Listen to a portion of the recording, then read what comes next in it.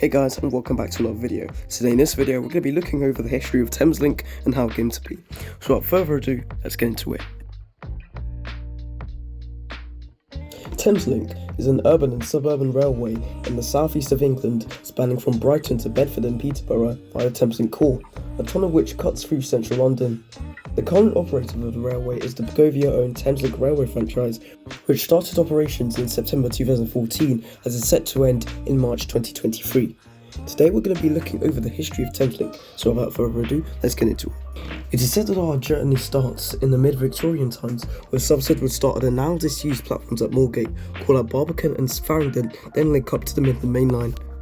Fast forward a bit, in 1941, a railway manager called George Dow proposed a tunnel from Marylebone South to Victoria and from King's Cross to Charing Cross. These were to link up with a planned Liverpool Street to Paddington Tunnel, which we're all familiar with as the new Elizabeth Line services began.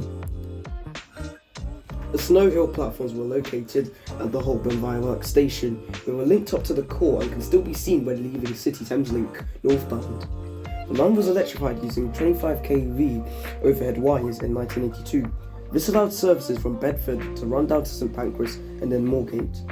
After 72 years, the Snow Hill Tunnel was finally reopened to passenger rail services, and Thameslink started in May 1988.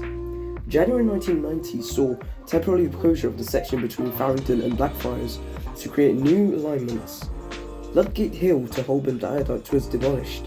Network South East started operations from the 29th of May 1990.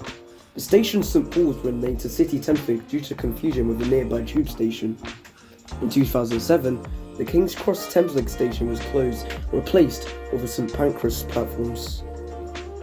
Most services run to London Bridge, then fast to East Croydon, which would then go south to Brighton. However, there are various services within South London: the Sutton Loop, trains to Orpington and further down to Sevenoaks, and off-peak trains to Purley via Herne Hill. From 1991 until 1994, these trains went via Elephant and Castle and Streatham to West Croydon, Sutton and further to Guildford. The route via Elephant and Castle is still used today.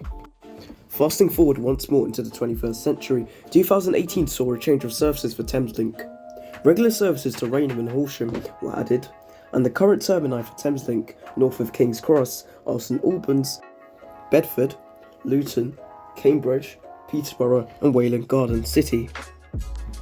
In the early 1990s, the railway was operated by Bogovia. In April 2006, First Group acquired the line with a new operator known as First Capital Connect. This was along with the West Anglia Great Northern services. It said that FCC was one of the worst train operating companies due to several complaints throughout its operation. On the 14th of September 2014, Bogovia Thameslink Railway took over operations over the new Bogovia Thameslink Railway. As for the fleet, Class 319s were introduced on the Thameslink Railway for the court in 1990. The last Thameslink 319 ran in 2017, and after their retirement from Thameslink, they moved over to services on London North Western Railway and Northern. First Capital Connect ran 23 Class 377s for additional capacity as a sublease from Southern. Class 317s were used on the services out of Moorgate until 2009, when the branch was closed. Delays in the 700 introduction meant that Class 387s were temporarily required and later transferred to Great Northern to run the London to Cambridge and Ely services. The current trains used on Thameslink are known as the Class 700, the Zero Cities. These were built by Siemens in around 2015 to 2017.